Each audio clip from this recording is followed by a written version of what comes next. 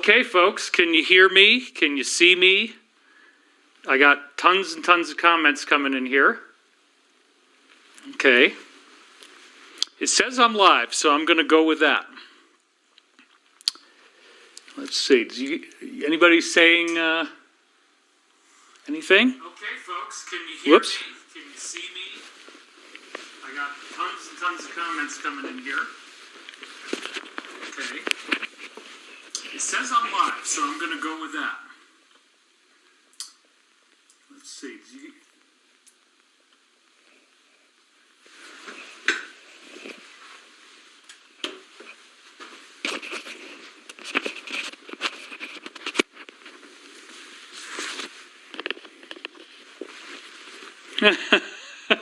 Okay, now you all are going crazy.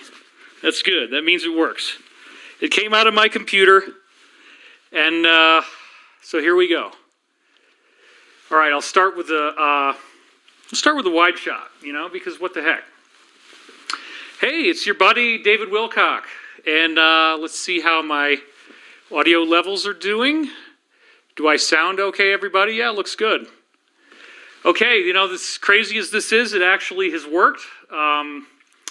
It has been an incredible amount of effort to put this show together for you. We had to rebuild the studio in Colorado, and that's where I am right now, at least for until tomorrow, and then I'm going to an undisclosed location. So that's why you don't want to give away where you are until you're leaving. But I'm here right now. And we rebuilt the studio, not as many camera angles. I only got 2 here, but that's okay. Whew! It's been a lot of work to get to this point. And I might need to turn off these comments because they're going so fast. It's this very distracting visual stimulus over on the left. Anyway, we have a great show for you today, and there is so much to talk about. Time travel is becoming a very big deal. It's becoming a very exciting situation for all of us. Now, you know that I've always been a big proponent of disclosure, and I've always been a big proponent of planetary freedom, planetary liberation. We are dealing with a rapacious, globalist, elite cult that has been controlling our planet for far too long. They do not have our best interests in mind. And right now, we have our first worldwide, easy to understand, easy to solve mystery. And this has been a very upsetting sequence of events. I did not expect that it was going to take this long. We did get briefings that there were going to be mass arrests happening a lot earlier, and that when those arrests were conducted, that there would be a 3-day shutdown. This is, he's talking about it. Okay, yeah, we've had a lot of stuff about this online. So let's just calm down and relax and understand what's going on here. Apparently, the briefings we've gotten are that those high-level individuals were arrested at that time, temporarily. And that it turns out they had incredible blackmail on the people who had conducted the arrests at that time, and due to a number of incredible problems and reasons why it had to go down that way, they had to release them. What I did not see at the time is how long this situation was going to drag on. I'm a positive person. I wanted to believe that this would all go over pretty fast and we wouldn't be dealing with anything that intense. But instead, it has been months and months and months of masks and long lines at the grocery store. Now we have apocalyptic fires going on all over the West Coast, and millions and millions and millions of people protesting all over the world. That's a whole other show I don't have time to do. But the fact is, we are in a very upsetting situation. Of course, you know that. I know that. And I'm not only a reporter about the Ascension, but I'm also a participant, sort of like the old Hair Club for Men commercial. As a participant in the Ascension, I don't always want to be public. First of all, we were already planning to do an online live conference right as this thing was starting. We had it planned for a year. We had already worked out what we were going to talk about, all that stuff, and literally right as this whole shutdown started, that was when we wanted to go live and start our live program.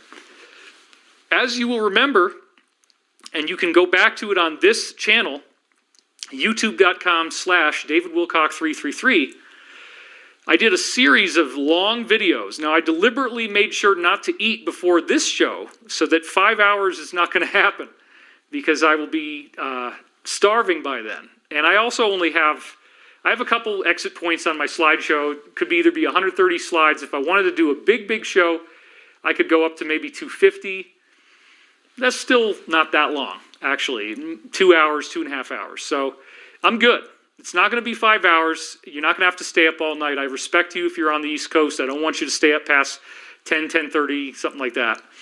But this is going to be like an amazing movie. When we start digging into these slides, I fully expect that even if you are one of those less than 1% of our audience that actually doesn't like me, doesn't like this information, and you're just here to try to gain some loosh and suck off of all the people who actually want to be here, you might even be surprised.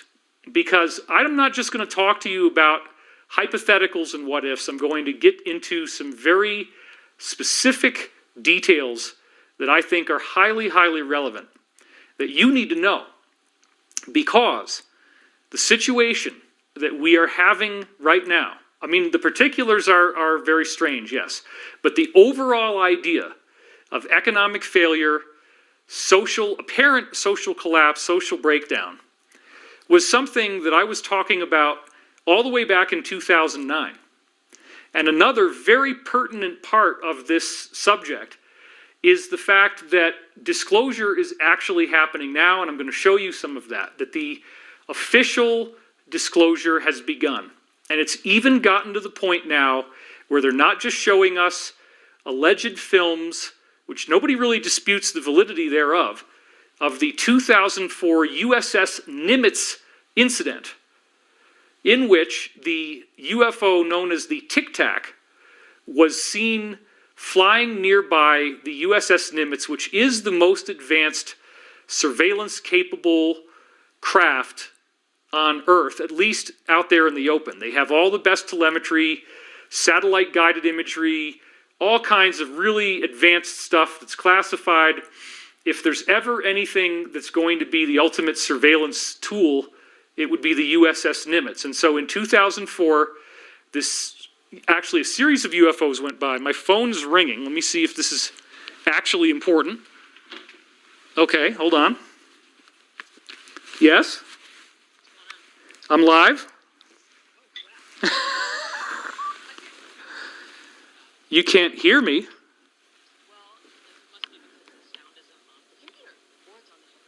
Well, wait a minute. Are you saying that nobody hears me? No. I'm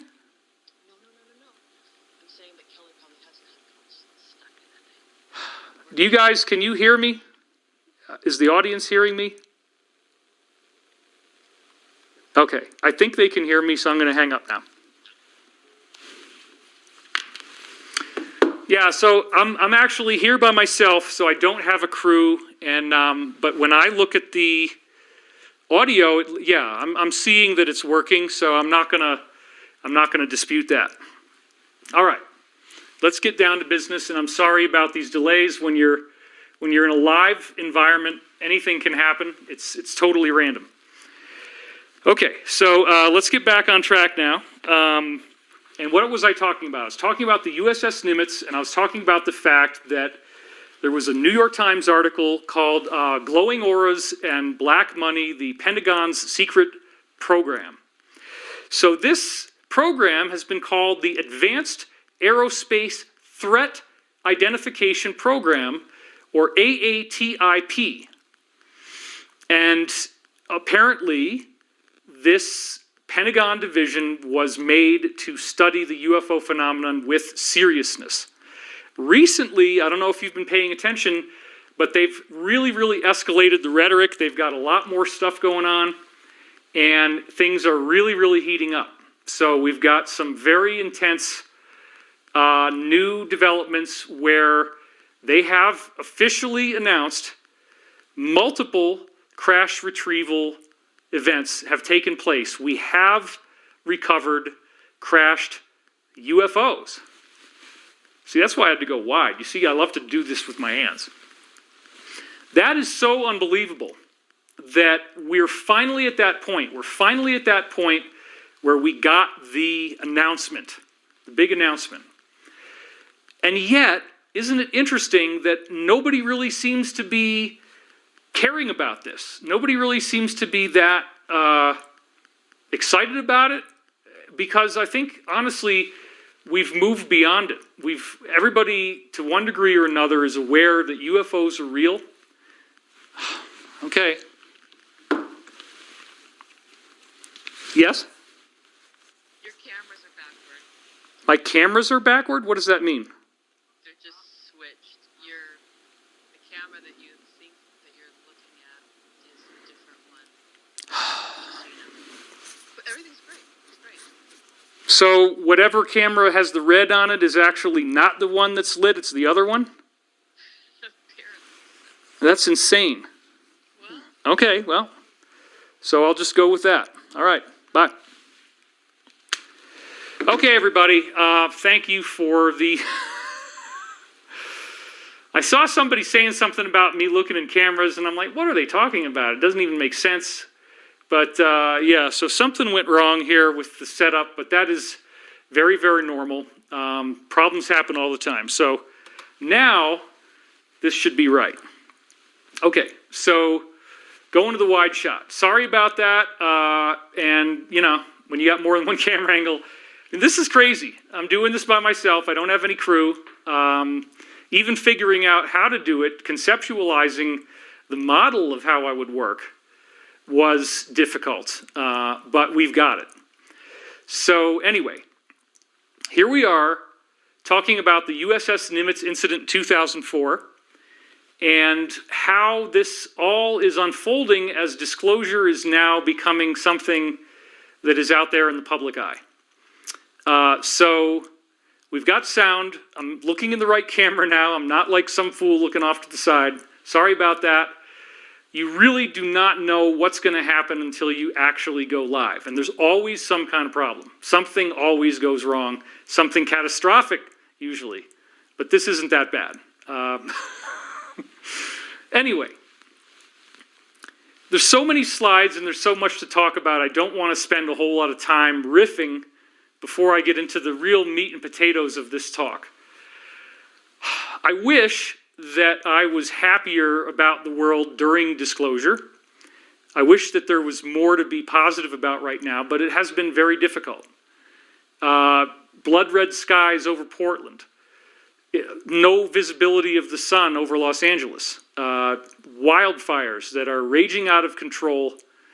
And if you have studied the magic letter, and we'll just leave it at that, I would highly recommend continuing to read that. It appears that the most functional site for it right now would be magic letter ANON.pub. And magic letter, you just put the letter in that I'm speaking of. Magic letter ANON.pub. The other one, magic letter MAP.pub, I believe it is not functioning at this time, or it's always going down. And that's the one that actually has the headings on the top. There's a lot of interesting stuff going on. All of a sudden, the media is way out of control. You know, just the inundation of these articles about this, painting it in a very, very bad way. And yet, it doesn't really seem to be working. A certain number of people are falling for that.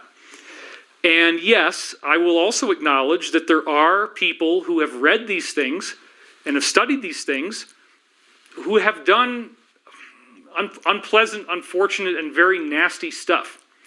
So it's not clean. This is not a clean situation.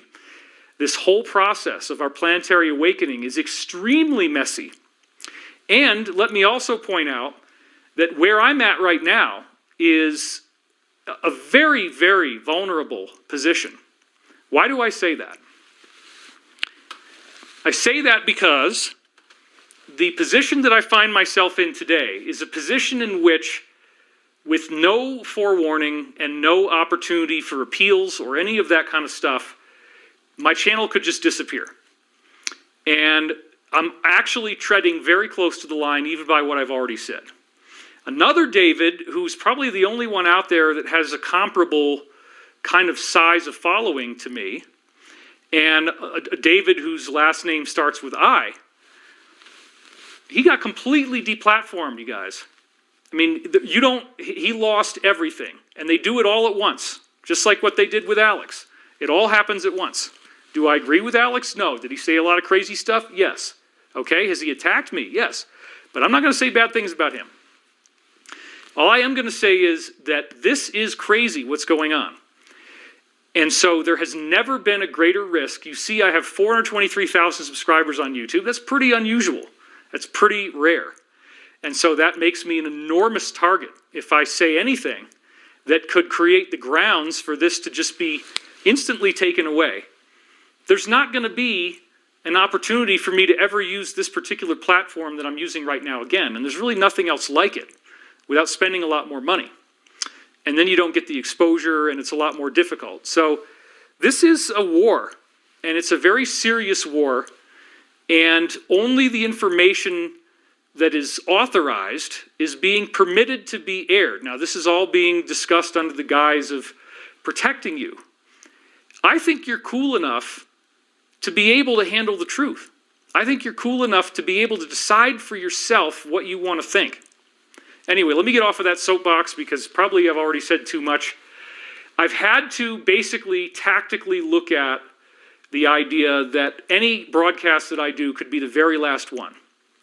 So for that reason, I've been holding my cards and waiting until it was the right time, while also going through enormous psychological and spiritual healing.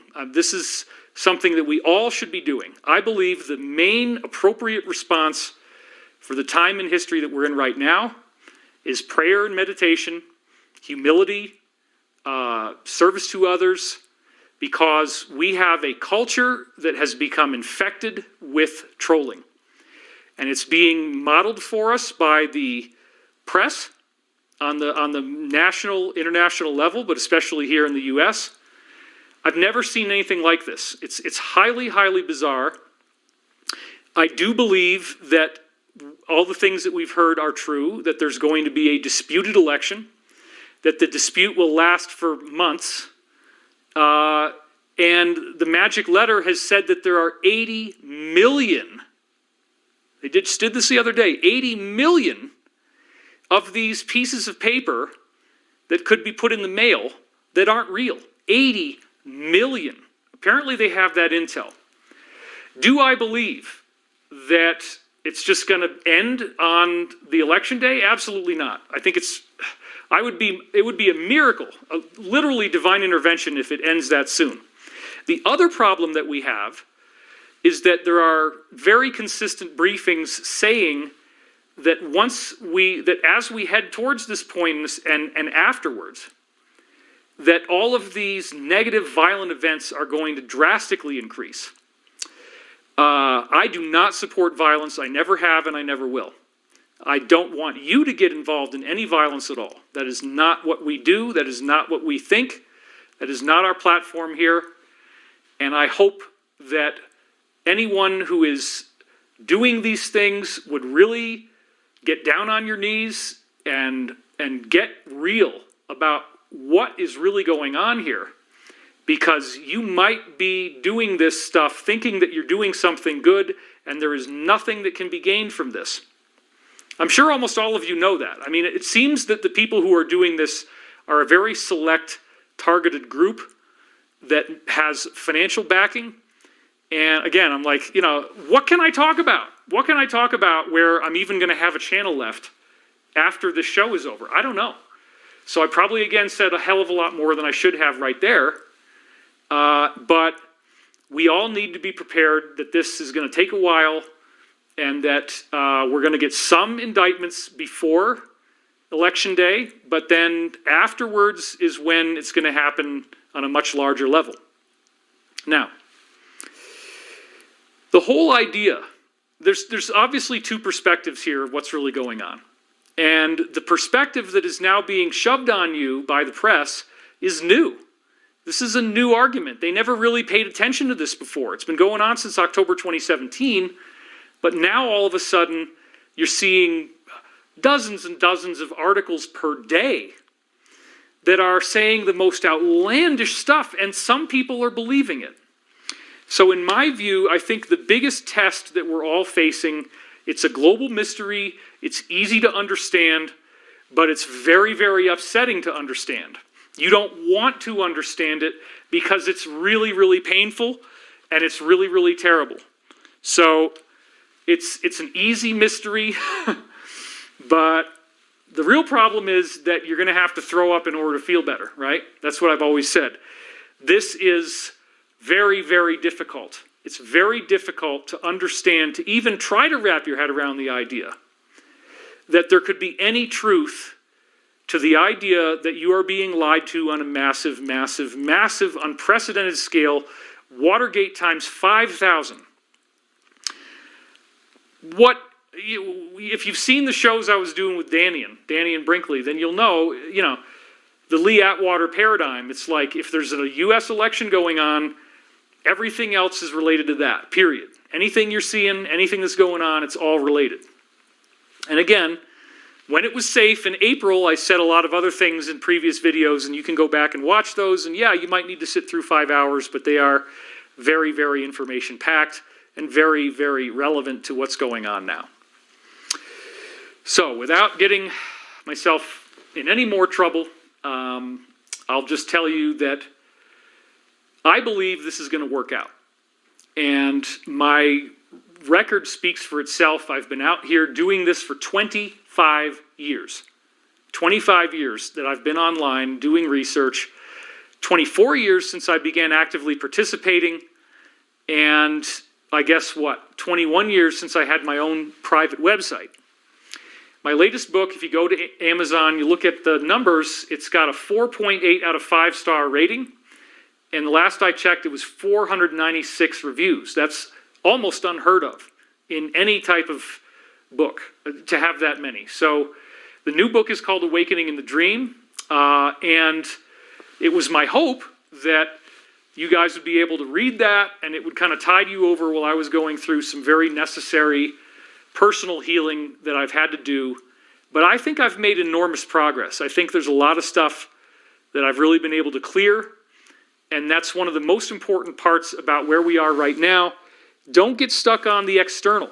Don't get stuck on what's all out there to attract you and confuse you. Let's focus on what's going on internally. Because right now we're in a culture of distraction. We're in a culture in which the axiom of if it bleeds, it leads is really out there. And there are some kind of people, we don't know exactly who they are yet, but they're participating in these things. There's rioting going on. There's some really bad stuff that's going on. Cities burning. It's very, very sad. And I do not support any of this. If I was going to recommend any type of protesting, it would only be under the Gandhi principle. And I would ask you to remember that Gandhi single-handedly got rid of the British who were owning and controlling India. Okay? They owned it. It was a British state, basically. And Gandhi was able to get Britain to leave through nothing but peaceful protests. Did certain people get hurt in the middle of those protests? Yes. Does India think it was worth it in terms of what the final result was that they got out of it? Yes, those people were brave, and they did the equivalent of being soldiers on front lines to address that problem. So you don't solve anything by causing a systematic breakdown and chaos in society. You're not gaining anything. And I think people are really seeing that there's some things that are very disturbing and very wrong. And then I guess I'll say, because what the heck, this is the last video, so I might as well get it out. Hopefully it's not the last video. But this is the most outrageous candidate, the candidate who's running, and I'm not talking about the incumbent, I'm talking about the one that would replace. I have never seen I don't think there's any historical precedent for something like this, where you have a person who is showing such obvious signs of a complete cognitive breakdown. I used to work in mental health. I've been around people with Alzheimer's disease. They called it old-timers disease sometimes. And, you know, we had certain people where we had to barricade their door because they would just escape and then they didn't know where they were and they couldn't find their way back to the room. So they have this little, like, kiddie door so they couldn't get out. And, yeah, these symptoms are very obvious and very consistent. And how does anybody think that this is a good idea to have this guy run the country? Obviously, it's going to be not really him, and then whoever is behind him, and then you have to ask the question, well, who is that? And what is that going to look like? Do I think that the VP would ever become president? Absolutely not. They're going to bring out Joe Biden, they're going to bring out clones, they're going to bring out whatever the heck they need to do to keep the illusion that this is still going. Do I think that if this happened, that if this man became president, that we would ever get out of lockdown? No. No. You're going to stay home forever. And the reason why I say that is that I was briefed by one of my insiders many years ago on this plan that they had called deindustrialization. And I didn't really know how it was going to happen. I had heard about the idea that there might be a carbon tax that was placed on every country and that they would have a cap and that they would be forced to deindustrialize, to shut down their factories and to stop people from driving if their greenhouse gas emissions exceeded their cap. And then the idea would be that the cap would be so low that nobody would be able to keep up with it. Every country would have to deindustrialize. And I saw them try to do that, but it didn't really work. But now, however the heck we got here, we're in a situation in which still we have this, everybody's got to stay home. Businesses are very, very anemic. The economy is incredibly anemic. And for some people, this is coming as a big surprise. It does not come as a big surprise for me. And if you've been following my work for any length of time, it shouldn't be a big surprise for you either. Why? Because I've been out there blowing the trumpet about this stuff for 11 years, at least. And I'm going to show you that today. Now, the subject is time travel, and I'm going to get into why that is relevant. And it's all interrelated with these current events. So what we're going to unfold throughout the course of this next couple hours, hopefully it won't take longer than that, as long as I get to the slides, is a very fascinating narrative where all these threads are going to link together. So we're going to walk away from the things that could get my channel taken away from me, and let's do a couple slides here. Hopefully that works. It should, because it's not a camera that I have to look at. Okay. So, time travel secrets revealed and why it matters today. As I was just saying, 2020, this year, has been the biggest mass consciousness event of all time. And what do I mean by that? I mean that we are all participating in this together.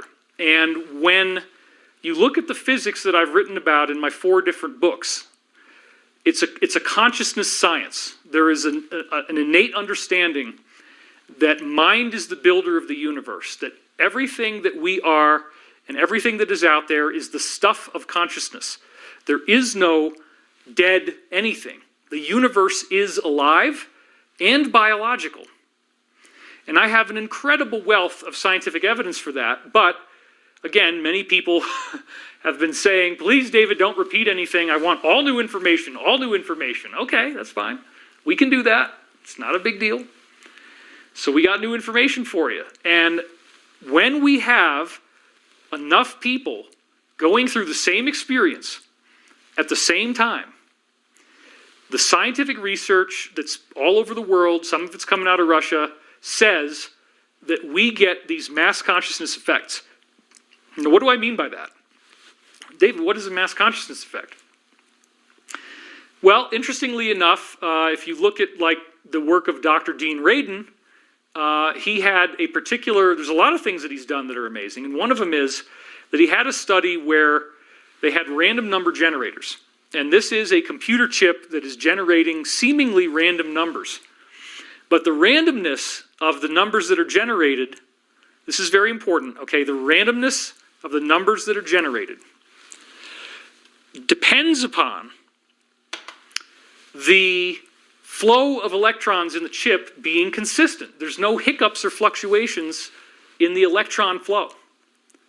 So you have to have a smooth electron flow, and then you get truly random numbers. However, when there is a mass consciousness event, for some seemingly inexplicable reason, the numbers are no longer random, and they can measure how non-random they are on a scale. They graph it. And guess what? 9/11. Maybe I shouldn't even said that. I don't know. There goes the channel again. That's number 17. Oh, did I say that? That's another thing I probably shouldn't have said. Wrong number. Let's number 16. Yeah, we got to think about all this, right? 9/11. As it was leading up to the event, the novelty of the graph, the non-randomness of these computers that were all over the world started to skyrocket. And as the planes hit the towers, it kept going higher and higher, and you can see that on the graph. Now, I didn't have slides for this because, again, sometimes I think of things to say live, and I haven't planned for it. But you can go back and look up that research, and it's in my books. What I found interesting was that the shock effect started before the actual events took place. The acceleration of the non-randomness of these computer chips began before anything actually happened.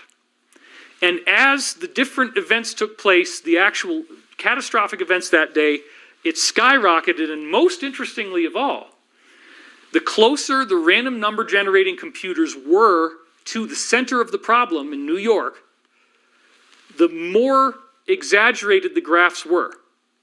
And this is indisputable. So we have a mass consciousness effect where everybody's experiencing the same thing, right? And then we have these computer chips behaving in very strange ways where they're not giving us random numbers anymore. They start doing patterns. They start chunking out the same numbers. Now, what did I say before about how that could work? I said that the randomness is a function of the continuous natural flow of electricity not being interrupted but just staying consistent. So the only way that you could get non-randomness from a physics perspective is for there to be perturbations or fluctuations in the flow of electrons through the chip. Now, these are micro perturbations. It's not enough to collapse the computer most of the time. Sometimes it does. Certain individuals will have events where they get a very emotional reaction and then their computer shuts down on them. And that is one of these kinds of things. We have a lot more power in our minds than we realize. This consciousness science is incredibly vast. And there's so many different examples of it that I'm just focusing on one and drilling in on it to give you an example. What I believe is going on is that when a lot of people are upset about something or experiencing something the same way, the actual energy around us, the actual electromagnetic flow around us starts to stick to those thoughts. It starts to fluctuate and no longer be straightforward. And this actually makes sense because it's really the only logical explanation for how these computer chips could end up doing this.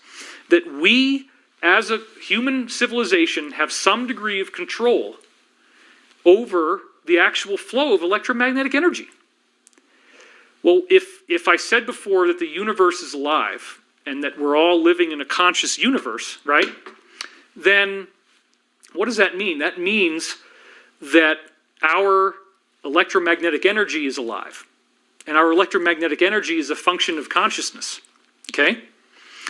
So when our consciousness all focuses on one thing, you get these mass effects.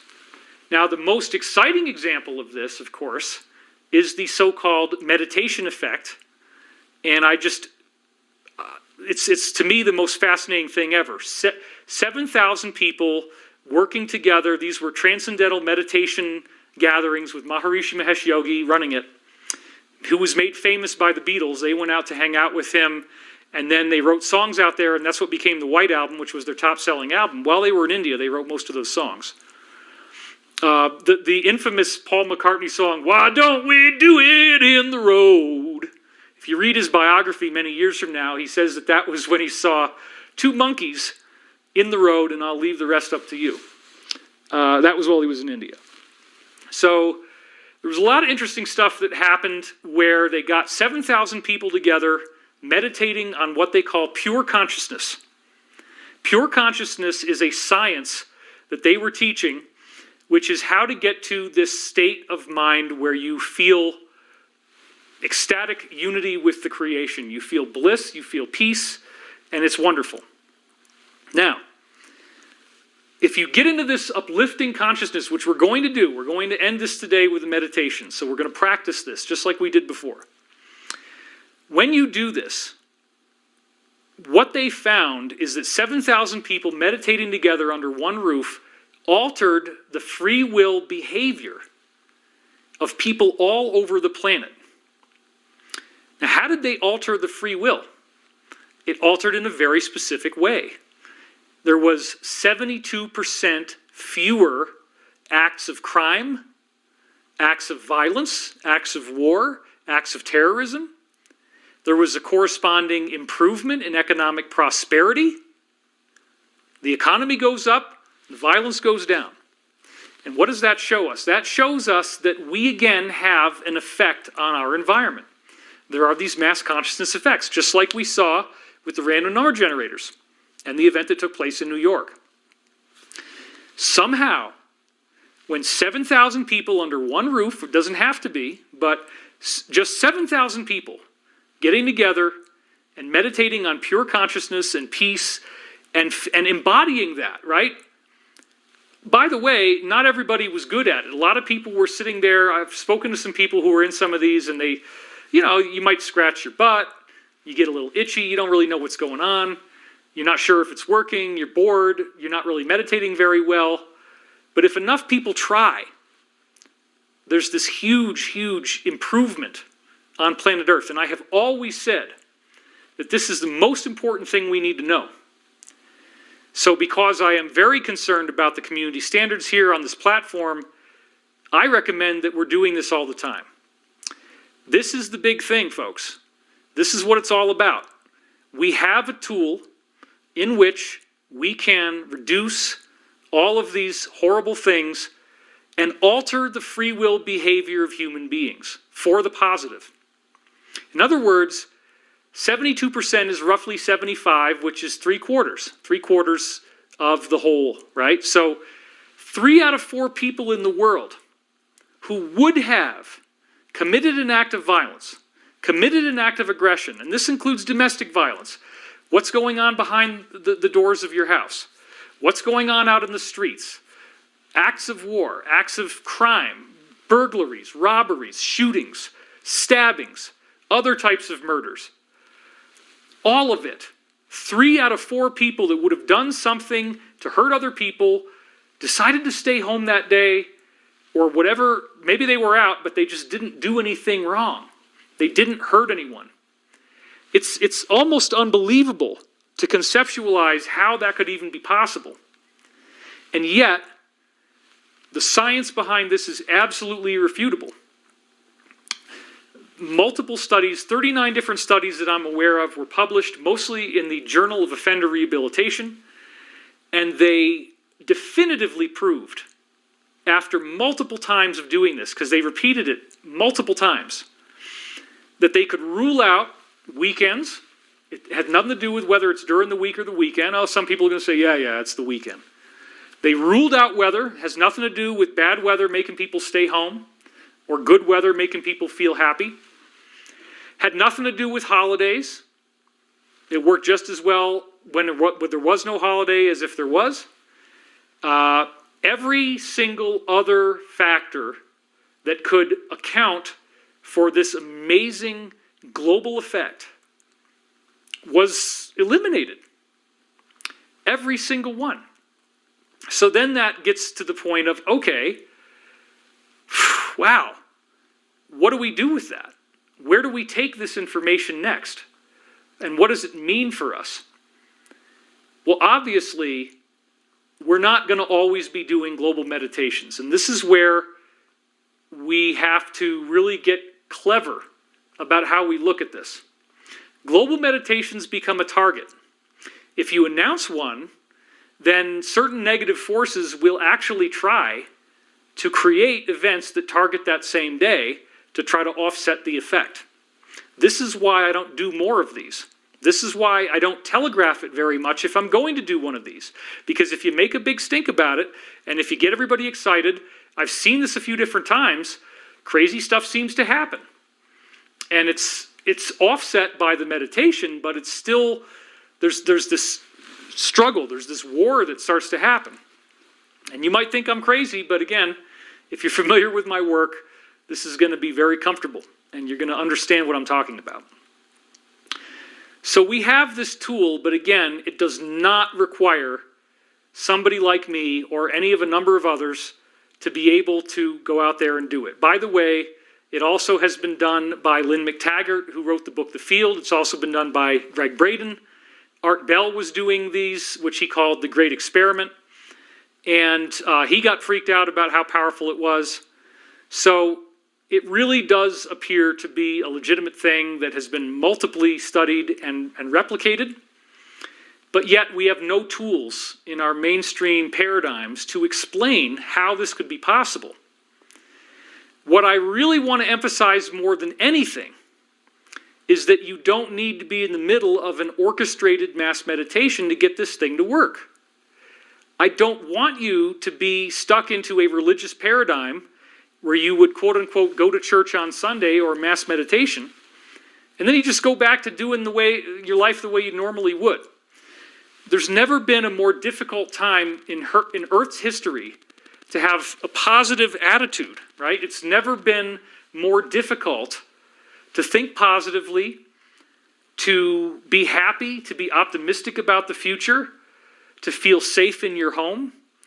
Elizabeth and I, a month and a half ago, were sitting watching television, and we heard gunshots right outside the house.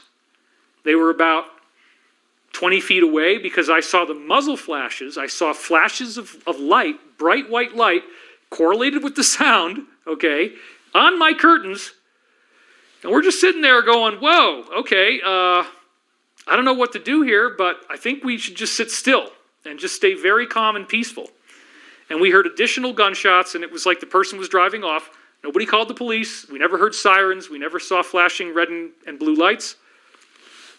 Nothing happened. And whoever it was probably just drunk and shooting up into the sky. But that's very unsettling, to have that happen around your own house, where you actually see the muzzle flashes on the curtain. Now, I've told this story before, but this is incredibly significant.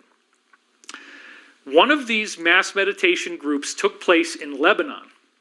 And Lebanon was in the middle of a very, very violent and destructive war as the gathering was taking place.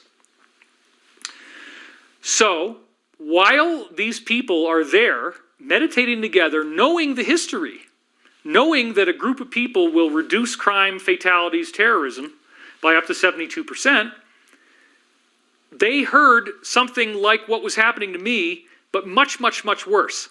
Machine guns, bombs going off, literally right outside the building that they were all meditating in. And they all had to make a decision at that point. Do we stay here and do we practice what we preach? Do we apply the science that we believe is true, that we've proven is true? Or do we run like hell and panic and run out the door and hope that we don't get shot on the way out? They decided to stay in place, to keep meditating, to stay calm. And so everybody, even as the sounds are going on outside and everything like that is happening, they actually just meditated. Within 20 minutes, all of the noise stopped, all of the violence went away, and it became completely quiet in the building and outside. And people had tears streaming down their faces. People were hugging each other when it was over. It was unbelievable, because if there's ever a way to find out whether this really works, it's in that kind of a situation. So when I heard the gunshots outside my house, it's like, okay, I'm going to stay calm. I'm not going to freak out. I'm not going to act crazy because I might have an effect on this person. Some of the other things that we could talk about include studies from the Institute of Heart Math, in which they actually studied the brainwave activity, the heart rate, the respiratory rate, and galvanic skin response, which is the electrical activity on the surface of your skin, in people who lived next door to each other but had never even met. So they wire them up to these machines, and they study their breathing, their heart rate, their brainwave activity, and their electrical skin activity. What did they find? It's very, very fascinating. They found that we all synchronize with each other. And again, this is happening all the time. That's what the science reveals. Your heart rate is synchronizing with others. Your breathing rate is synchronizing with others. Your brainwave, the overall brainwave activity and the type of brainwave activity, obviously not specific details, but the overall character and quality of the brainwave activity was the same. And then the most interesting thing to me is that they found out very consistently that there's a big difference between someone who is in a state of stress and someone who is in a state of peace, happiness, love, and meditation. When you're in a state of peace, happiness, love, and meditation, you get very smooth brain waves, okay? They're very smooth, and they don't have a lot of jaggedy pieces to them, and that indicates that your mind is quiet, you don't have a whole lot of thoughts going on. Whereas, if you're in an agitated state, if you're nervous, if you're upset, if you're stressed out, you might have a lot of really choppy activity in your brain waves, and it just does all this stuff. Over and over and over and over, these Institute of Heart Math studies showed that whoever has the greatest coherence wins. In other words, if you start meditating, the person next door to you actually calms down. They synchronize with you. You become the winning card. I'm not going to say the name of the card because then that could get my channel taken down too. Special cards have special names. This is so ridiculous. This is so ridiculous, the whole thing. But anyway, that's another... We'll hang out later. I'll tell you more about it privately, but not here. Okay? We're friends. We can talk. You know what I'm saying. If you followed my work for any length of time, you know exactly what's going on. I don't need to tell you. There's lots and lots and lots of ways to find it because it's a really easy to solve mystery, okay? And the ship is leaking and it's sinking fast and there's nothing they can do about it. And it's wonderful, ultimately, if this all works out the way I think it will, it is incredibly wonderful. But let's get back to coherence. The person with the greatest coherence wins. And so this shows that even on an individual level of one person, that if you actually start meditating, if you actually pray, if you actually have a sense of peace and tranquility in your heart, scientifically speaking, you alter the free will of others right next door. Remember when I talked about that random number generator series of experiments? Well, did you know that one of the other ways that they could make the computer go into very, very non-random number generating, where they start giving patterns, and the same numbers keep coming out, or the pattern of numbers comes out? Meditation. If you meditate in the room with the computer starts doing really weird stuff. Why? Because you're changing the way that electricity flows. You're changing the way that electricity flows around you in the atmosphere, you're changing the way it flows in the computer, and you're changing the way it flows in the people next door who don't know that you're meditating. Along these same lines, if you have read my latest book or if you followed what I'm doing, I've always talked about the significance to me of a spiritual body of knowledge called the Law of One. Now, the reason why I support this is only because it is so chock full of innovative and amazing new scientific modalities that I was then able to go out there and verify with research that did not exist at the time the book came through L&L Research in 1981. L&L Research, L&L stands for Light Love, okay? And the original team was 3 people. Dr. Don Elkins, who was a PhD physicist, Carla Ruckert, who was his companion, and then Jim McCarty, who moved in with them right before this new contact started in 1981. Now, they had been trying to do spiritual telepathy communication, what they called tuned trance telepathy. You go into a very, very deep trance, and you get your mind out of the way, you get your chattering ego out of the way, and allow the words to come through you as they do. This is something that can be taught, it can be studied, it can be practiced. I'm not doing that right now. I started to scratch the surface of it in our last class. Actually, the one before Path of Light, we did Great Awakening. Yeah, I started to talk about that, but again, the dream analysis to me is really the most important practice. Please try to remember your dreams and write them down, and if you do get my new book, you can find out how those dreams analyze into guidance for you.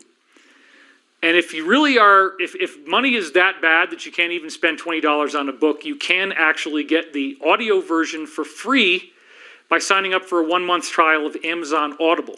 And then the book costs $0 and you own it forever.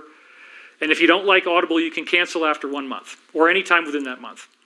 So you literally can score my book for nothing. So nobody really has any reason to complain about that. And it's not very expensive anyway. So the dreams are very valuable, but if you really want to go into the high octane thing, you got to get into this tuned trance telepathy where you're attempting to bring words through from higher level beings. So as this was being done with the Law of One contact, they had a total of about 120 sessions. I think it was 126, something like that. It started in 1981 and it ended in 1983. When I found the books, it was 1996, and the story is in my new book, and it just absolutely blew me away because by that point, I had spent 3 years studying the heck out of the UFO field. I emptied out the 000 section in the local libraries. I had read probably somewhere in the neighborhood of 300 to 500 books. I don't really know, but it was around at least 300. And I would buy any new books as they came out, even though I was totally impoverished as a college student, barely had enough money for food. Thank God I had the meal plan. What was I spending my money on? Education for myself. I was getting an education in UFOs. Now, why did I care so much? I've said this many times. You don't want repeated material, but a couple of you might not know this. When I was a sophomore in college, and I had just gotten myself out of a debilitating substance abuse problem, where I was using some alcohol and sometimes binge drinking and sometimes I blacked out, I think, once. I vomited on alcohol several times. I went to parties where I saw all kinds of crazy, horrible stuff going on. College parties can be really, really gnarly.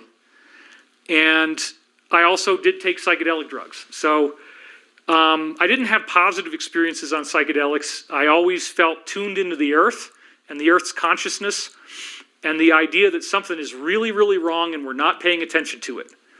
I lived through the 1980s in which the threat of nuclear war was omnipresent. We were always not knowing when or if something like that was going to happen. It wasn't until many years later that I discovered that they actually did want to do this because they had a gigantic infrastructure built underground with tunnel boring machines or TBMs where they created cities. And it's not like it's just an indoor facility. I'm talking about inside the earth, it's like bubble wrap. There's all these caverns that are 20 to 60 miles wide. And you can live inside these. They have atmosphere. For some, probably, again, consciously divine reason, a divine creator did this. They typically have a bioluminescent bacteria that grows on the ceilings of these domes, which actually gives you a low light. There are civilizations that live in there, and over time, their eyes adapt to the low light conditions, and they get larger and larger and larger. So that explains some of the ET phenologies that we see. So when you have a facility like this, where you have a natural cave underground that actually has light, it also has running water that's drinkable water, and it also has life. They're typically little white things like you would see down at the bottom of the ocean. Remember, down in the Mariana Trench, they have silicon-based life that's not even carbon-based at all. Totally different type of life that grew down there with no light and extraordinary cold. So apparently these caves are very common, and you can go in there, and probably all those little guys that are alive in there don't really do very well, but I don't think most people care. You know, we're talking about the military-industrial complex, which in the past hasn't necessarily had the best track record. But what you can do is you can actually terraform it and make it into a city. You can grow grass, you can grow trees, you can bring in birds, you can bring in lizards, you can bring, well, there's definitely lizards down there, but that's a whole other discussion. Get it? And they're big, they're 14 feet tall, and they're nasty and they have sharp teeth, but we'll get into that some other time. Anyway, they build cities with buildings and roads, and they have cars that don't emit any pollution because they don't want to create that down there. You have big, big ventilation fans that duct out air to the outside. Sometimes they'll open the iris a little bit, and it's the same effect as when you blow through a trumpet. You get this terrifying growling noise that has been heard all over the world, and people thought it was the trumpets of the apocalypse or something. No, it's just when they ventilate out of these underground bases. If they don't open it up all the way, it's the same as blowing a trumpet, and then the shaft that the air passes through becomes the trumpet funnel, and it starts to vibrate and make very, very disturbing noises. So you have buildings down there, and there's a whole bunch of people.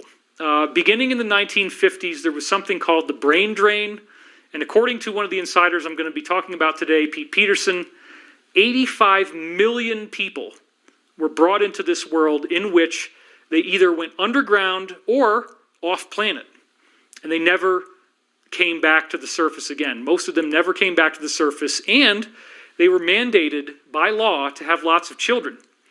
And if you want to see a dramatization of those kinds of cultures, you look at something like Divergent, the movie series. That apparently, whether they did it intentionally or whether it's a telepathic download from our mass consciousness, Divergent is very similar to how these societies work, in which people are assigned different categories. They have different roles depending on what caste they're put in, essentially. And they're forced to have children, which Divergent doesn't really go into that too much. So they would be sitting pretty underground. You know, if you have roughly 250 of these underground facilities, they can flex and hold up to 65,000 people. That's a lot. So everybody's got a ticket down there. And the elite, of course, had their tickets to go down there, so they weren't worried about the seemingly impossible paradox of a nuclear war. They would have been okay. But if you study the work of astronauts like Dr. Edgar Mitchell, if you look at the Michael Hastings 2011 National Press Club event, which again is excellent, and also his movie is excellent, a lot of people came forward at that time to reveal that they had seen UFOs over nuclear missile installations, power them down, and render them inert, and then the ship would go away and they'd come back online again. Just recently, this has been formally acknowledged to be true. Luis Elizondo, who is now the face of the AATIP, the Advanced Aerospace Threat Identification Program, there's the hint. Luis Elizondo said, okay, yeah, we've had these ships come over these nuclear missile installations and power them down, and we find it to be very frightening.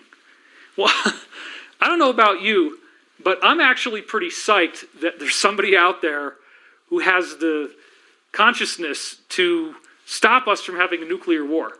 Because one of the briefings that we got, if you've heard me talk about this, I've heard this from at least 4 different insiders, is that after the fall of the Iron Curtain around 1991, thereabouts, there was a mass event in the world where all of the different nuclear missiles that we had, we as in everybody, doesn't matter what country it was, their warheads melted down, and their guidance systems were so disabled that they were no longer able to fly in a straight line. They just go all around like that.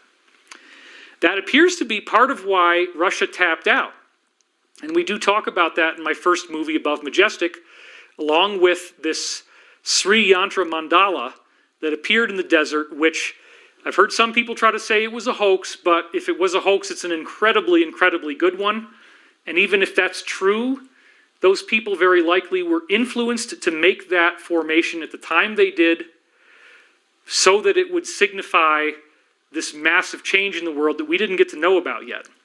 Another thing I really love is if you look at the science of crop circles, which again is way outside the spectrum of what we're going to do in one video here. There was a very, very amazing crop circle that appeared just less than a month before 9/11 and in 2001.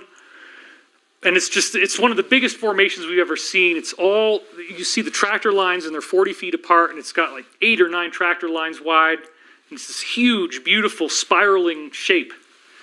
And that, I think, was again showing that we're going to be okay in the long run, even though we go through a very upsetting moment in time. So where is all this heading for us right now? When you have benevolent ETs that melt down all your warheads, which I don't think they're going to tell us that anytime soon on the NYT. That's not going to be the first one you hear. That's very, very, very classified. Maybe they'll do it. Maybe they'll release it just because I put it out there. I don't know. If they really want to scare the pants off of everybody. But these people do not want us to do this because we're not just going to hurt our own planet and our own species and our own civilization. There are lots of different extraterrestrial human groups apparently living inside these various cavities in the earth. So there are cities down there that some of these beings have that are much more advanced than the stuff that we've built, we as in the military-industrial complex, made by humans on Earth. There's all different types of civilizations here, and there's, in some cases, very large populations. And again, this might sound crazy, but when you really start tapping into the UFO phenomenon, you realize they're not coming from a long ways away to get here, everybody. They're not all, oh, I wonder if they're grays from Zeta Reticuli. Okay, well, that's maybe one place that some of these beings came from. But again, try to wrap your head around this. Ufology has become mainstream. They're talking to you about it in the New York Times. You have official government sources saying multiple discs have crashed. We retrieved them. That's all they're going to say right now. And what they don't understand is your popularity on the internet is only as good as the strength of your ideas. And so if you're trying to peddle a very limited idea that you think about it for a few minutes and then you go on with your life, there's already all these other ideas out there that are very fascinating, that are very complex, that go into all this depth, and that's the study of ufology. So, like, why are they trying to just crash our party and act like this is new? That's why it doesn't track. People aren't really paying attention. It hasn't created any big kerfuffle of any kind, okay? But the fact that it's been acknowledged is irrefutable. I'm going to show you this in just a minute. So, like, what's the big deal? Okay, do you need the government to tell you that it's true? Do you need the nanny state, if you want to use that term, to hold your hand? It's okay. It's okay. You can believe now. We're not going to make fun of you anymore. We're not going to ostracize you. You're not going to lose your job. You're not going to lose your friends. You're not going to be called stupid. Now it's okay. Well, they're not really doing a very good job of this because there's been a disinformation psychological operation going on to humiliate and dehumanize anybody who is an experiencer ever since it started with the Kenneth Arnold sightings in 1947, followed shortly thereafter by the Roswell crash. The Roswell crash, it's a fact. Edgar Mitchell, the same astronaut, interviewed over 40 different eyewitnesses to it who had, in some cases, seen the bodies, transported the wreckage. And one of the things that we're going to be talking about, or that we are talking about right now, I don't ever like to say we're going to talk about whatever, is that a being that came out of the ship in the Roswell crash, I'll go wide on this one, a being that came out of the ship on the Roswell crash was holding this box in his hands. And so some of them lived, okay? One of them, I guess, died pretty fast. Another one ended up living for a while, and they called him EB, or extraterrestrial biological entity. For those of you who've studied ufology, this is old and boring, so I'm not going to go into detail. But what you may not know is that E.B., or one of his buddies, was holding on to this little box, and they got a hold of the box, and what they discovered was that when you interface with it with your consciousness, these are all consciousness-assisted technologies, the box opens up like the petals of a flower, and then inside is this weird, colorful grid. I think I have a slide where you're going to see this.